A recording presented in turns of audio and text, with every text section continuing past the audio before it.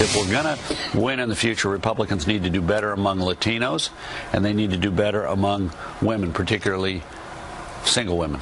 The white vote fell further from 74 to 72%. Minorities now 28%.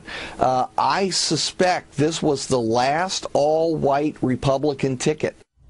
There's one exception here, which I think is Hispanics, and that is not an intrinsic ethnic affinity problem. It's a policy problem. The Republicans Romney ran to the right of Rick Perry in the primaries. On that issue, he never recovered. I think Republicans can change their position, be a lot more open to actual amnesty with enforcement, amnesty everything short of citizenship, and to make a bold change in their policy.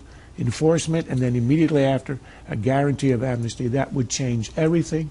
If you had a Rubio arguing that, it would completely upend all the ethnic alignments. Not only that, AB, despite the ideological shift perhaps in the primary, the Obama campaign outspent the Romney campaign double on Spanish language ads on radio and TV to specifically target that group, despite the fact that he was vulnerable on the fact that he didn't pass any immigration law specifically for that community. Well, I think the Latino electorate was frustrated with Obama, record level of deportations, broken promise on passing a comprehensive immigration reform. He even cynically told the Des Moines Register 2 weeks ago that he would pass it in 2013. He never told Latinos that. It wasn't in his pamphlet he was passing around as his second-term agenda. They have every right to be extremely frustrated with him, but there's other events taking place, like SB 1070 in Arizona, which has galvanized that electorate nationally in terms of grassroots energy and fundraising, because it's now cropping up in other states, and this will become a national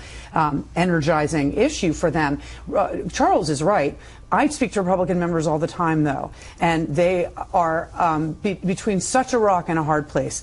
If they make just a passing comment about guest visas, their office gets taken over the next day by protesters, people they think are xenophobic and nutso, but they can't budge an inch on this issue, and it's a real problem for the party. Many of these people in the House are in safe districts, but they are afraid of getting primaried by the purists, and so it's a very, very, very big mountain to climb. That's where you need national leadership, and that could change it. Reagan changed a lot of attitudes.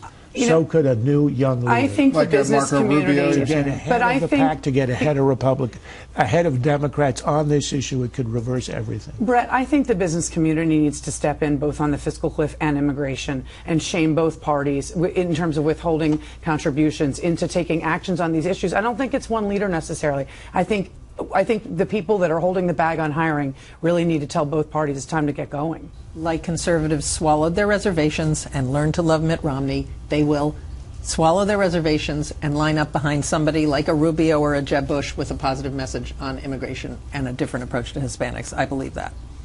I think that's right, because when you don't have the presidency, leadership comes on its own spontaneously. We're not a parliamentary system in which you have an official leader of the opposition. And I think that's exactly how it will change, and that's exactly how it will develop. Be a Rubio or a Bush, or it could be a Ryan, anybody else.